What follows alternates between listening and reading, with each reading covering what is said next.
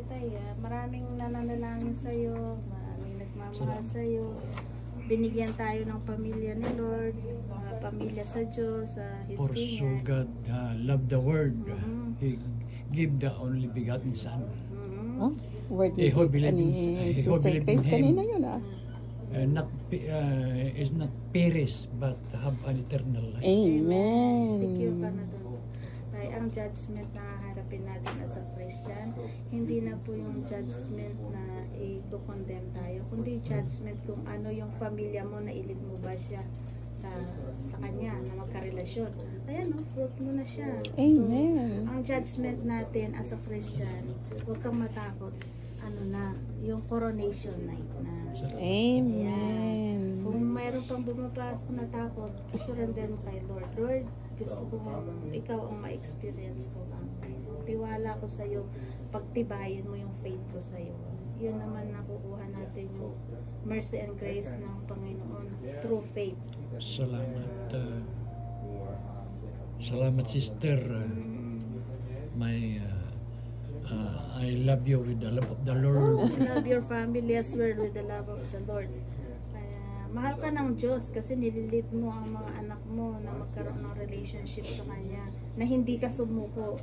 Amen. Yeah. Kahit ikaw lang ang magpunta sa church, talagang inano mo yung mga anak mo. Ayan, nalid mo. Ayan. So, the crown is waiting for you. Kaya, ikaw ay... Sinisakan nyo ako noon. Sinisakan nyo ako noon. Ako'y nag-iisa. Kasi nakikita ni Lord John, test lang yun. Tingnan mo, ang pagpapala daw ng pagsunod tayo, hindi lang sa'yo, pati sa mga anak mo at kaapu-apuhan mo. He blessed Abraham. Yan ang dalangin ko. Yeah. Lahat Generation ng to mga anak ko, generation. lahat ng mga manugang ko, pati apok. Manugang. Gusto ko nang mag-reunion sa trono ng Panginoong Diyos. Amen. Good. Kasi yun naman ang talaga ang pinaka-the best ata eh. Hindi naman yung mga worldly possession dito eh. Yung eternal possession natin. Baliwalain natin yung nagpapatira sa mga rebulto. Iba na yun. Ngayon, Ipag-pray lang natin lahat yung mga hindi pa nakakakita ng truth na yun. At saka lahat tayo gusto ni Lord, lahat tayo masave eh. Kaya lang nga yung total surrender, and pag palagi natin siyang i-worship in spirit and in truth. Yun kaya ang na gusto nagpunta niya, si Jesus Christ dito sa lupa noon gusto niya na yung aral ng Panginoong Diyos ay gusto nang ipalaganap, hindi yung may magdusa ang Amen. Diyos. Gusto niya lahat masave. Lahat ay Kaya masave. sabi niya, and everyone who calls in the name of the Lord will be saved. Be Kasi saved. yung pagtawag mo ng taos-puso, yun ang tinitingnan niya, Lord. Kaya may purpose ang Diyos sa buhay natin. Yun, kaya niya tayo kinreate para mapapurihan siya sa At buhay. saka nararamdaman ko sister na bulnigad na punta kami rito sa Amerika. Amen! Tayo Nasumpungan natin ng religion na relationship.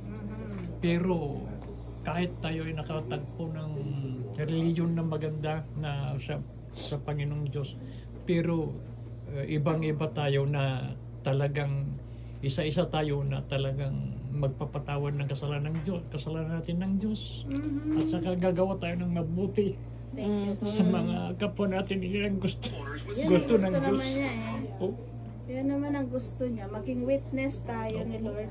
And then mapurihan siya. Sabi niya sa Matthew 5:16, let your light so shine before men that they will see your good work and glorify your Father who are in heaven. Kaya yung light mo, kahit dito ka sa hospital, tas lakasin mo yung pananampalataya mo, magsha-shine ka.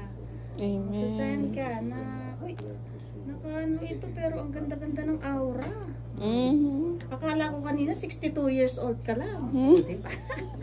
Tumamata ng 1 year.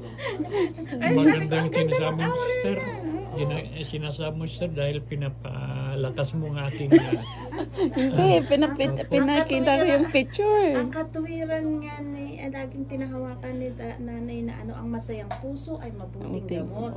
Kaya gusto kong panatiliin mo yung masaya ka. Lord, masayang maging Kristiyano kasi hindi ka nag-iisa. Laughing is good medicine. Basta ang laughing mo, ipapasalamat Smile kay ka. Lord. Thank you Lord, kamo. Kasama kita, hindi ako nag-iisa. Lahat ng mga taong halubilo ko, Lord. Kaya maano nila, madama nila yung kabutihan mo. So, ganun lang eh. Pag-pray mo lang lahat. Kaya, isip-isipin mo na lang na ang Diyos ang nagdala tayo dito Kasi si brother nag-testimony sa church eh, malapit ng Holy Spirit sa kanya. Dahil sinasabi niya na Tingnan, nauna pa siya dito kaysa sa amin. Hindi muna siya kumain, gusto kanyang makita. Ikaw, makita ka lang daw niya, mabusog na siya. Kahit bumaba na yung blood sugar niya, hindi niya Hindi, kinakot niya yung mga biscuit ko. Ikaw makita ka niya. Sabi niya, wala na yung body. Sabi niya, yayain ko pa naman siya, kumuha kami ng rasyon. rasyon yung rasyon body. Yung rasyon ba yun? Rasyon. Rasyon body niya. May rasyon body siya.